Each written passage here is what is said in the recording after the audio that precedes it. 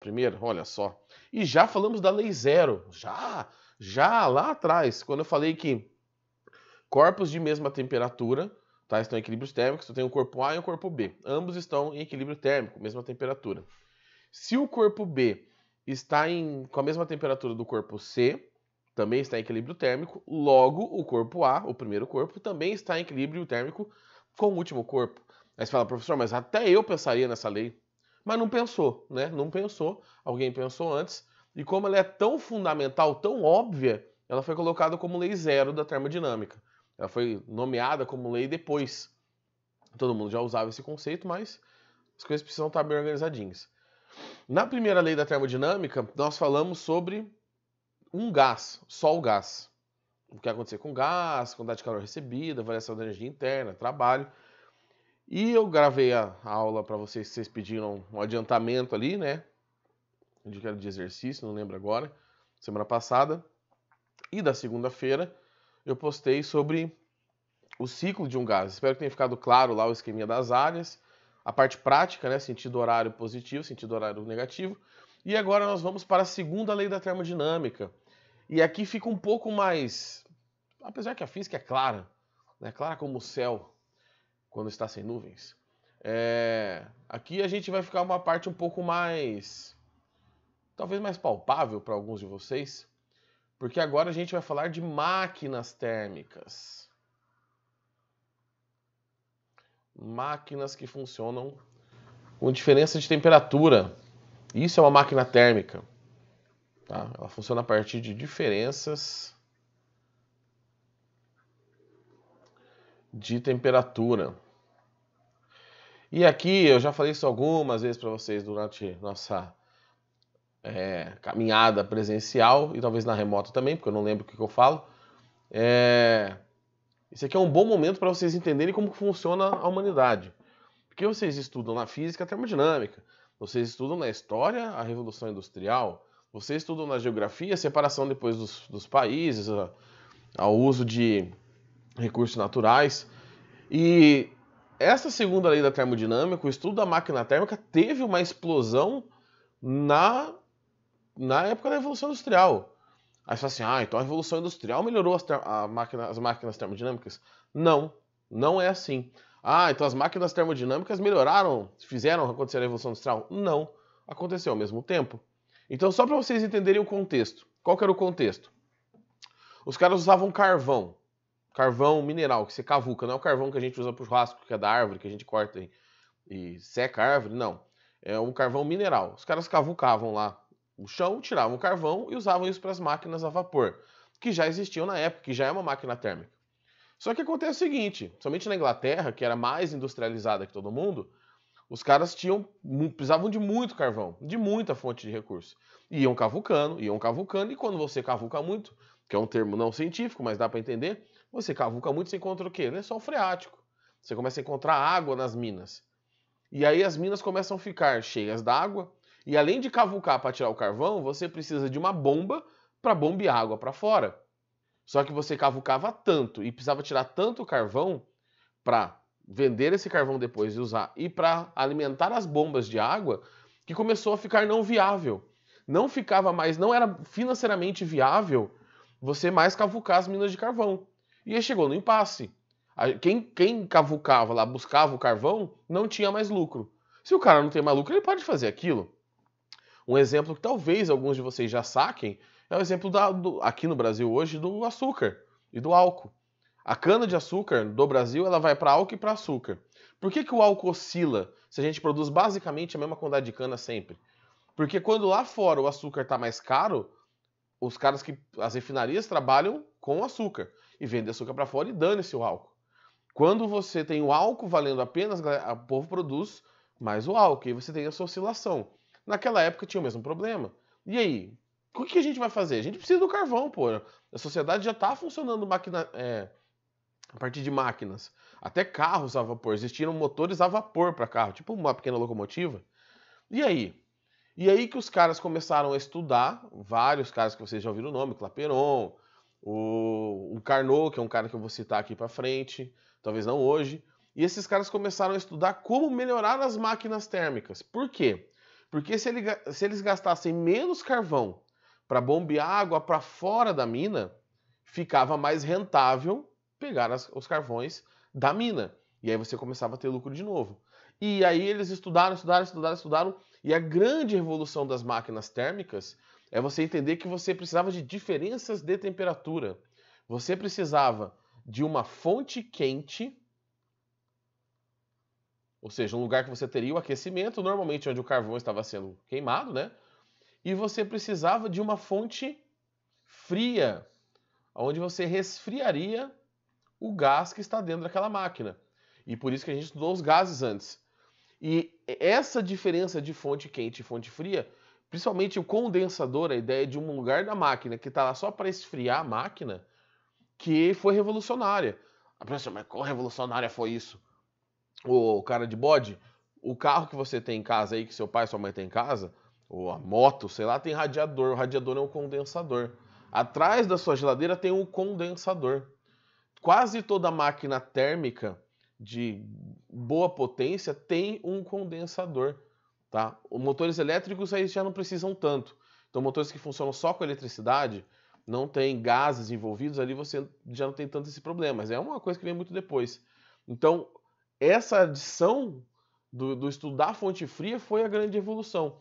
E é muito simples pensar na máquina térmica, é muito simples entender a segunda lei da termodinâmica, porque ela não viola e não pode violar o princípio de conservação de energia. Ah, mas eu vi um vídeo na internet de um motorzinho que tira energia para sempre. É falso o vídeo.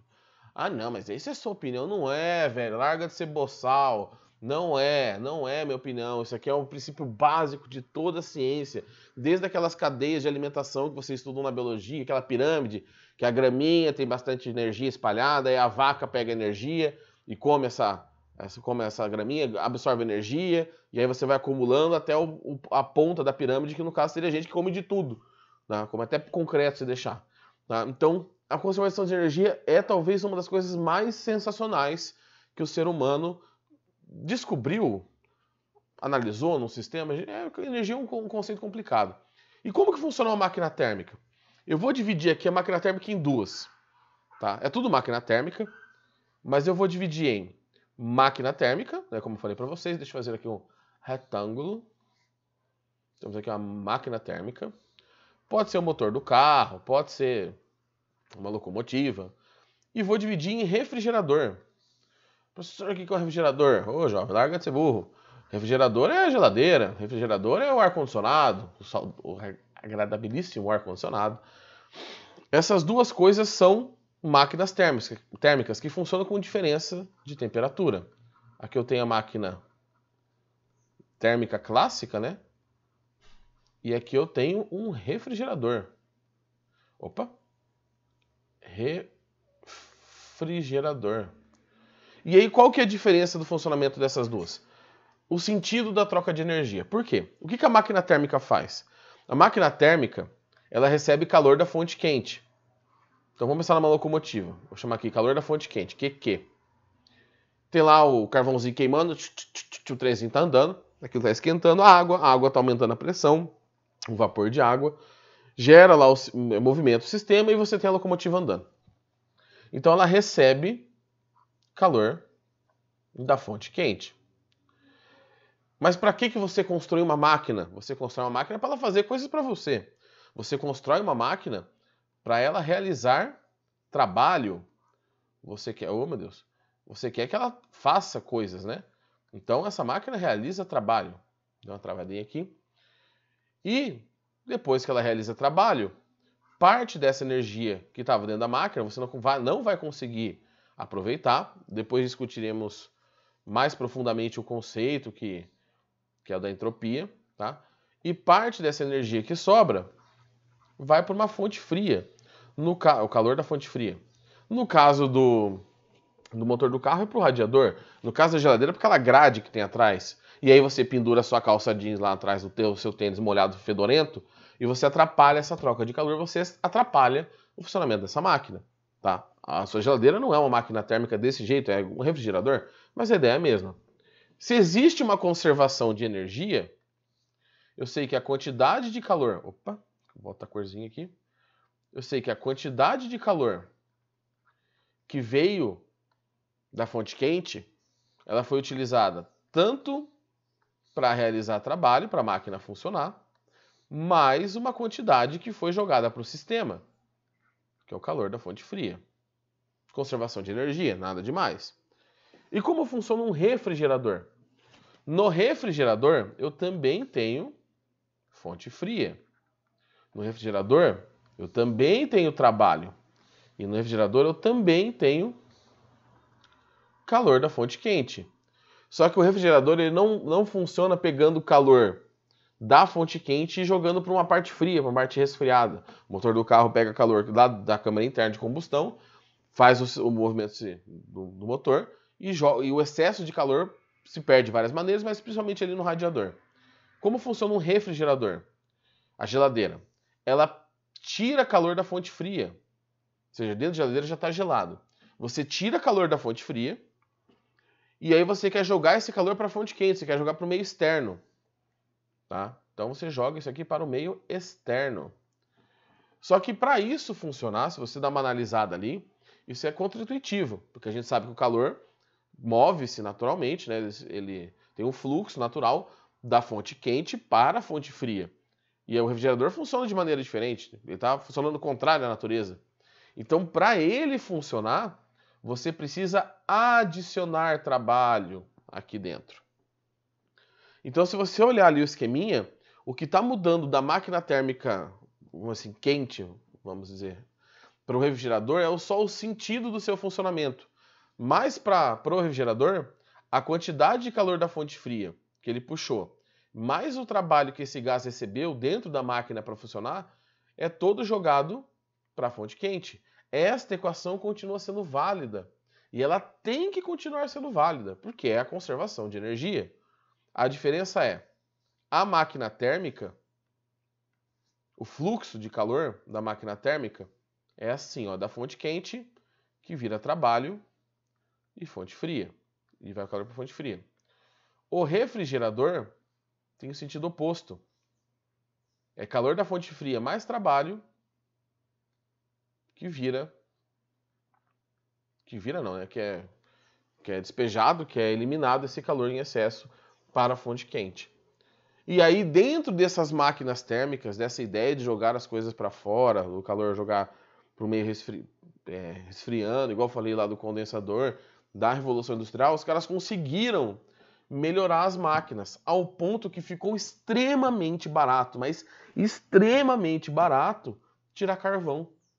E aí, quando você tem alguma coisa extremamente barata, de duas uma, ou ninguém mais vai produzir aquilo, ou muita gente vai comprar. Que é o que aconteceu com o carvão na Revolução Industrial, que é o que aconteceu com combustível no Brasil e principalmente nos Estados Unidos, lá na década de 60, mais ou menos, que você tinha motores V8, V10, V12 que bebem, é uma desgraça aqueles motores. Por quê? Porque a gasolina era barata. A gasolina lá ainda é muito mais barata que aqui, mas aqui não é parâmetro para nada, né? O Brasil não é parâmetro para porcaria nenhuma, né? Então você tem um excesso de consumo. Muita gente agora poderia ter uma máquina térmica, muita gente conseguia bancar uma máquina térmica. E aí as máquinas começam a se popularizar. As máquinas começam a se popularizar, você tem uma maior, além de abrangência de máquinas no mercado ali, de modelos, de pessoas trabalhando com máquinas, você tem desenvolvimento de novas máquinas. Novas máquinas que vão trabalhar mais do que a força humana, trabalhando mais do que a força humana. O produto resultante desse serviço, dessas máquinas, fica mais barato e aí você consegue ter mais produto no mercado. E aí a lei da concorrência, mais produto no mercado, o preço cai. Tá? Pelo menos, grosso modo, é assim. Então você tem uma revolução industrial baseada na indústria, e lógico, com consequências de crianças passando 18 horas, mulheres e homens 20 horas em turno em fábrica, morrendo com 18 anos, 20 anos com excesso de trabalho, sem noção nenhuma de direito de trabalho, de nada assim, que naquela época, né? Foda-se, ninguém tá nem ligando para isso. Tudo isso relacionado com o desenvolvimento científico e daquela época, daquela sociedade que permitiu isso. Então é um momento histórico que permitiu que alguma revolução na ciência interferisse ali na história e ambas mudassem o segmento. Porque aí depois que está tudo industrializado, você vira uma potência. Países que são potência hoje, né, tem duas coisas básicas. Eles têm indústria, indústria dá dinheiro, tá? É a indústria que dá dinheiro. E eles têm tecnologia. Quando você tem essas duas coisas, todo o resto você compra. Pra vocês terem noção, todo mundo aqui, vocês, eu tô aqui com computador, com monitor, aqui na minha frente tem um aparelho de som, não sei o que, ar-condicionado. O semicondutor, indústria de semicondutor, que é a base de todo o funcionamento eletrônico, o Brasil não tem. Pelo menos até uns anos atrás não tinha, eu acho que não tem ainda. Então a gente tem que comprar a base do funcionamento da tecnologia moderna de fora. A gente paga por isso. A gente paga mais por isso, porque a gente não produz aqui dentro. Tá? Então nós precisamos ter um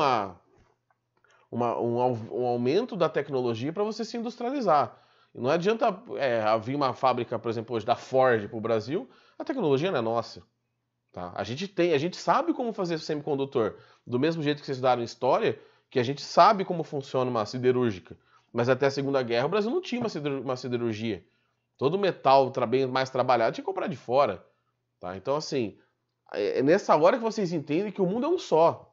A ciência, ela conversa com a história, a biologia conversa com a história, todas as áreas conversam com a história conversa com as outras áreas. Porque se não fossem os cientistas naquela época, os pesquisadores físicos e químicos, basicamente, tá? Aqui eu tô falando de física e químico. A Revolução Industrial teria acontecido mais lentamente. E a importância de você entender a termodinâmica, por quê? Porque tudo em volta de você funciona a partir da termodinâmica. Sendo motor elétrico ou não, nem todos são máquinas térmicas, mas tudo funciona a partir da termodinâmica, porque tudo é baseado no princípio de conservação de energia. E tudo em volta de vocês, tá? Olhem ao seu redor, tirando um livro, sabe, violão, coisas assim. Se você pensar em qualquer coisa que você liga na tomada, tem que colocar uma bateria ou um combustível, é uma máquina.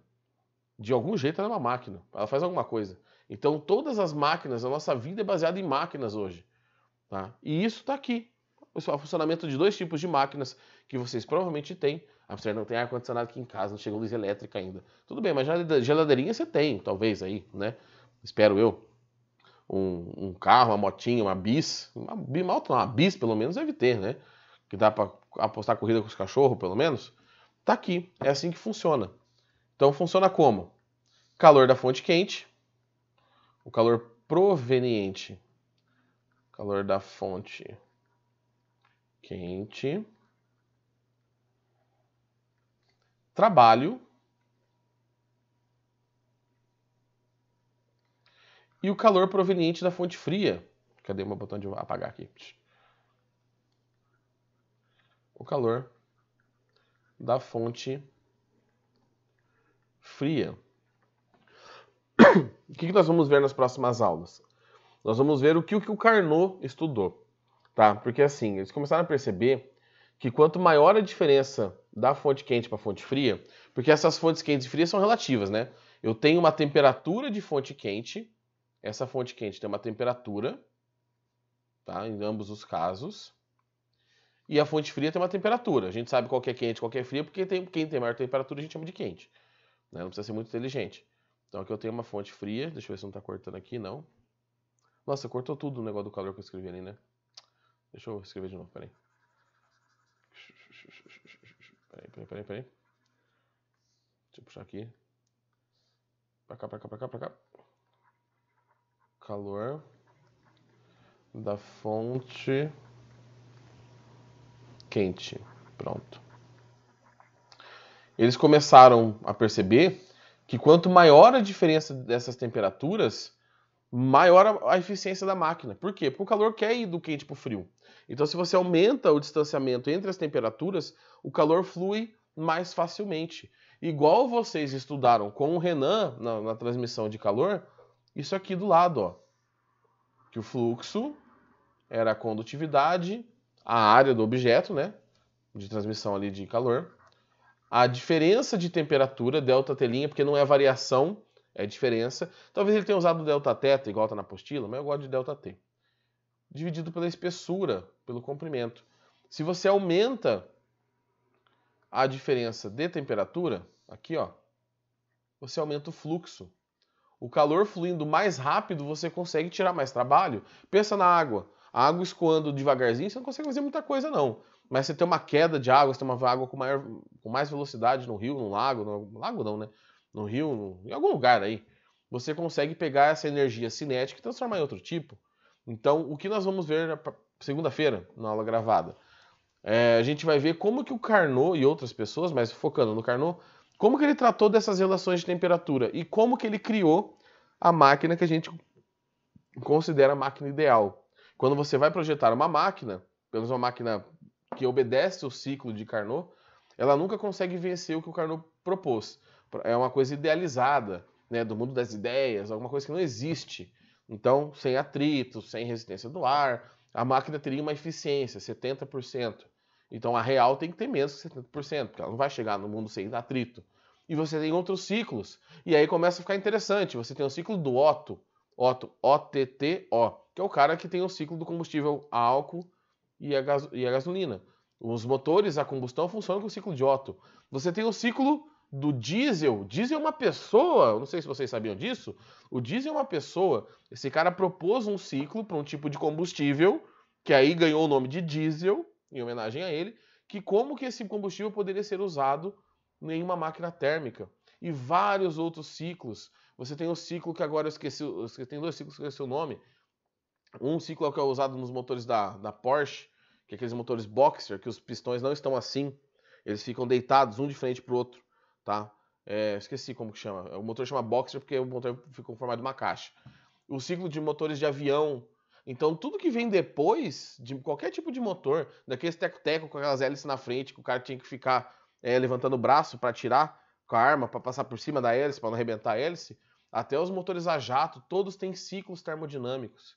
E tudo, de alguma maneira, se a gente for colocar um início, né? Porque as coisas vêm de antes, mas tudo de alguma maneira nasce daqui, da segunda lei da termodinâmica. E lembrem-se que, igual eu falei para vocês, já a termodinâmica é a mãe da física. Não porque ela vem primeiro, não porque ela é mais importante, mas se alguma coisa viola a termodinâmica... Só um minutinho, Júlia, que eu vou liberar aqui para uma chamada que eu esqueci de pôr para gravar. Pronto, vocês podem fazer a chamada aí. Se alguma coisa viola a termodinâmica, não é ciência. E não é uma doutrina científica, não é. É porque a termodinâmica é experimental. Você observa a natureza funciona desse jeito e você não pode ir contra a natureza. Senão, para que serve, né? Ah, eu quero que eu jogue as coisas vão para cima, nunca mais caiam, porque não existe a gravidade. Problema seu, tá bom? Jovens, alguma dúvida aqui? A aula hoje a ideia era só apresentar a segunda lei mesmo, por quê? Porque se eu fosse correr para falar do ciclo do Carnot, eu ia parar na metade. E aí virar aquele bolo de novo, ter que gravar uma aula a mais. Aí eu postei a aula a mais lá na sexta-feira, perto do meio-dia, pouca gente viu. Então assim, também não vou ter um esforço a mais à toa. Então fica para segunda-feira, vou tratar dos trabalhos da termodinâmica. Assistam a aula na segunda ou na terça, antes da nossa próxima aula. Eu preciso que vocês assistam, porque eu vou partir daquele ponto. Tá bom?